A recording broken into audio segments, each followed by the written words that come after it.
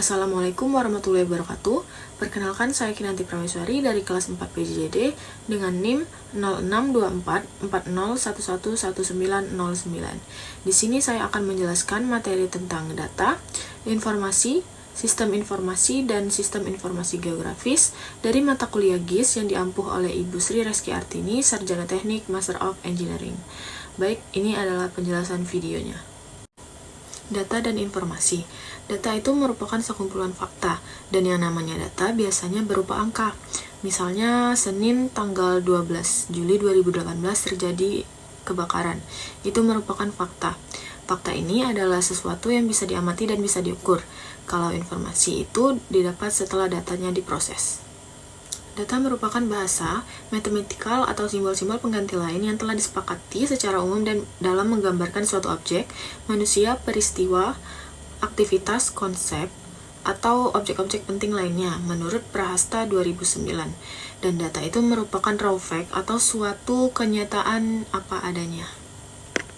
Seperti pada gambar ini, itu datanya berupa panjang kali lebarnya berapa, dan informasinya itu berupa areanya berapa. Lalu selanjutnya, informasi adalah data yang telah diolah menjadi sebuah bentuk yang berarti bagi penerimanya dan bermanfaat untuk pengambilan keputusan. Ciri-ciri data yang berguna yaitu yang pertama, dirancang untuk memenuhi kebutuhan pengguna, teliti, relevan, siap digunakan pada waktu yang ditentukan, mudah dimengerti, singkat, dapat dipercaya, lengkap, dan mudah diproses. Lalu ada sumber kesalahan informasi, yaitu yang pertama, metode pengukuran dan pengumpulan data yang salah. Yang kedua, tidak mengikuti prosedur pengolahan yang benar.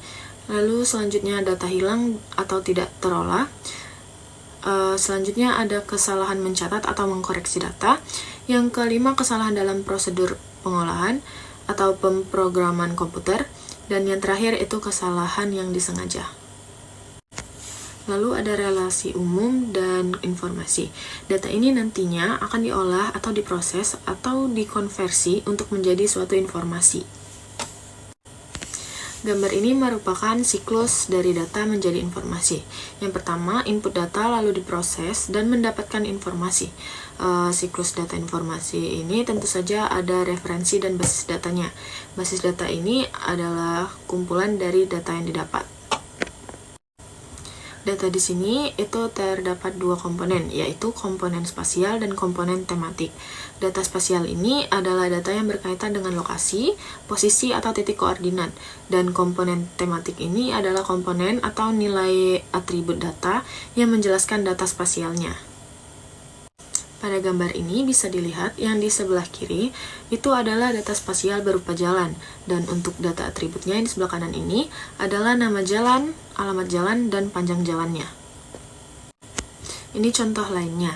Pada gambar, data spasialnya berupa poligon yang diberi tanda titik 1, 2, 3, 4, dan 5. Lalu untuk data atributnya itu adalah luas area, kegunaan lahan, dan pemiliknya siapa. Selanjutnya itu ada sistem. Sistem di sini merupakan salah satu cara para ilmuwan memahami dunia, yaitu adalah reductionism, merinci fenomena ke dalam bagian-bagian pokoknya. Semua hal dikaitkan dengan semua hal lain. Suatu sistem terdiri dari bagian-bagian komponen dan elemen. Setiap bagian dapat merupakan sebuah sistem atau subsistem. Lalu ini ada sistem yang kedua, yaitu sistem 1 dan sistem 2 saling berkaitan membentuk sistem lainnya. Selanjutnya ada sistem informasi. Sistem informasi yaitu suatu sistem gabungan manusia dan mesin yang terpadu untuk menyajikan informasi guna mendukung fungsi operasi, manajemen, dan pengambilan keputusan dalam organisasi. Sekumpulan komponen-komponen yang saling berhubungan dan bekerja sama untuk mengumpulkan, memproses, menyimpan, dan mendistribusikan informasi terkait untuk mendukung proses pengambilan keputusan, koordinasi, dan mengendalikan. Tujuan sistem informasi adalah untuk menyediakan dan mensistematikan informasi dari seluruh kejadian atau kegiatan yang diperlukan untuk mengendalikan operasi suatu organisasi. Menurut Budihar 95, kegiatan yang dimaksud di sini adalah mengambil, mengolah, menyimpan, dan menyampaikan informasi atau komunikasi yang diperlukan di dalam mengoperasikan seluruh aktivitas organisasi yang bersangkutan. Awalnya, sistem informasi tersebut tidak berbasis komputer, dan itu tidak mudah untuk dikendalikan, dan semua sistem informasi tidak siap untuk segera diadaptasikan dengan sistem komputer. Karena yang pertama, jumlah sistem informasinya yang cukup banyak, yang kedua, dana yang terbatas, ketiga itu kompleksitas yang relatif rendah, selanjutnya jumlah pengguna sistem informasi yang relatif rendah, dan yang terakhir itu cenderung tetap mempertahankan tenaga manusia dan lain-lainnya. Selanjutnya itu ada karakteristik sistem informasi tanpa dukungan komputer. Yang pertama itu data disimpan di dalam media atau perangkat yang dapat dibaca oleh manusia. Yang kedua itu penelusuran data dilakukan oleh manusia. Kecepatan penelusuran menjadi relatif rendah dan tidak dapat menjadi prioritas tertentu. Selanjutnya, itu makin besar dan kompleks organisasi terkait, makin sulit untuk memperoleh gambaran yang lengkap dengan cepat. Selanjutnya, yang keempat, itu kecepatan pengolahan data sangat ditentukan oleh kecepatan petugas terkait atau manusia dalam menghitung, menyusun tabel laporan, dan menggandakan laporan. Yang kelima itu transmisi atau pengiriman data dan informasi.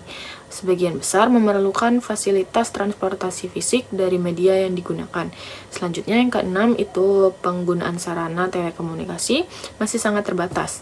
Dan yang terakhir itu terdapat delay atau keterlambatan informasi yang cukup besar sebagai akibat dari keterbatasan penelusuran, pemrosesan, dan transmisi data. Lalu ada karakteristik sistem informasi dengan dukungan komputer. Yang pertama itu data tersimpan di dalam media atau perangkat yang dapat dibaca oleh mesin dan bersifat padat sehingga lebih mudah dan cepat untuk ditelusurinya. Yang kedua itu sekumpulan data yang berukuran besar dapat disimpan di satu lokasi saja. Yang ketiga itu kecepatan pengolahan data sangat tinggi. Keempat, transmisi data dapat juga dilakukan melalui sarana telekomunikasi. Yang kelima itu delay atau keterlambatan yang terdapat di aliran data dan informasi relatif kecil karena proses-proses penelusuran, pengolahan, dan transmisi data dapat dilakukan dengan cepat. Dan yang terakhir itu lokasi-lokasi pengembangan dan pengoperasian sistem atau informasi yang tersebar tidak menghalangi kemudahan dalam memonitor dan mengkoordinasikan skala aktivitas yang terkait.